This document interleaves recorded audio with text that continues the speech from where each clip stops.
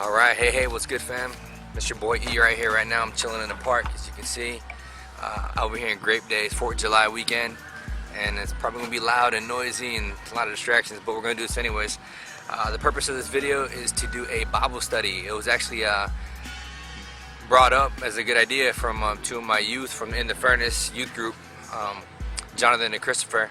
These guys had an awesome idea. They wanted me to keep them posted, and I couldn't think of a better idea other than to videotape our Bible study. So I'm gonna go ahead and just kind of give a recap for the sake of YouTube. It's probably gonna be only about 10 minutes each, and I'm probably gonna try to hack away, little by little. So I'm a little bit nervous. I was praying for some courage to be able to put this together with as minimal flaws as possible in regards to my speaking and presentation. So we're gonna just give it a shot and let the Lord have His way. All right, well, awesome. Well, let's get to it. So real quick side note, Jonathan and Christopher, I forget kind of when you guys ended up jetting out to Virginia, but what I want to do is pick up on chapter 5 of John, kind of get into verse 16 and on. So like we said, we'll do little by little. See a little bit of glare. I don't know, we'll figure it out. Anywho, okay, so John chapter 5 verse 16. So if you got your Bible, go ahead and turn there. If not, then I'll probably do something video wise. That's the cool part about video.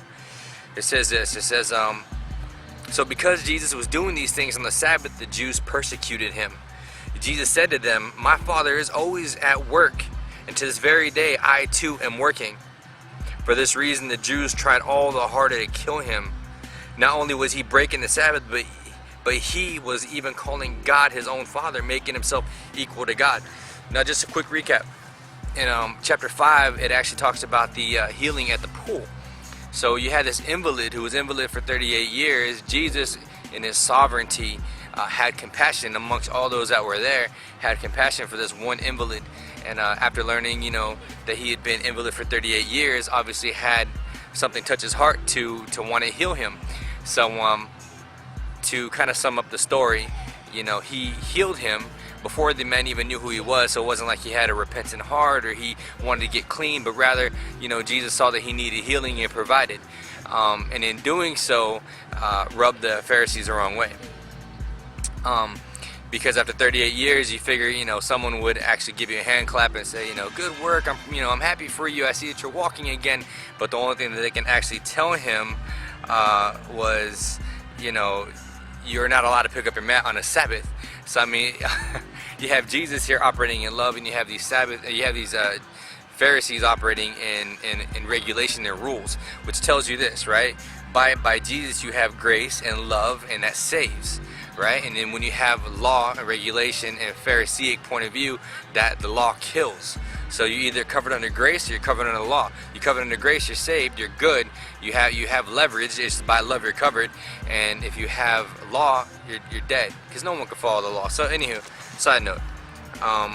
But he's setting up this confrontation through this healing to be able to hit the Pharisees right on the nail in regards to what their biggest problem was, which was obviously they were too by law. And obviously we covered it in youth group in regards to the perfect law was given by Moses, when God had revealed it to Moses.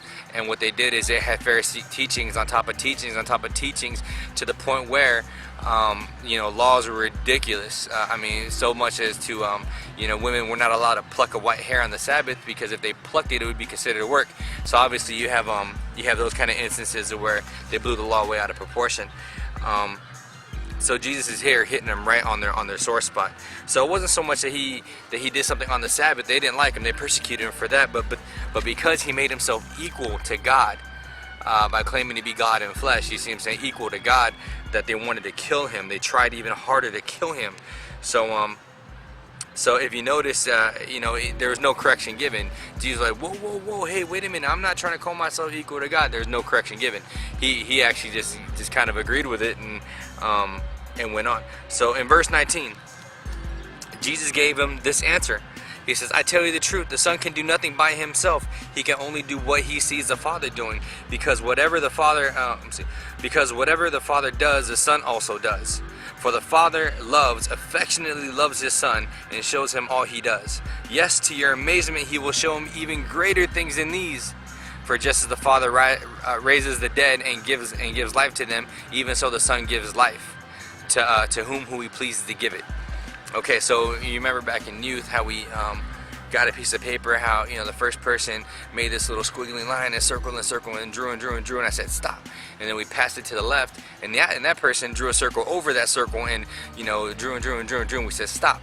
And then when we passed it back to the original person, we held it up, and what there was two squiggly lines. We know for a fact 2 people drew the squiggly lines, but because they were so layered on top of each other, they were so combined that it was tough to pull them apart.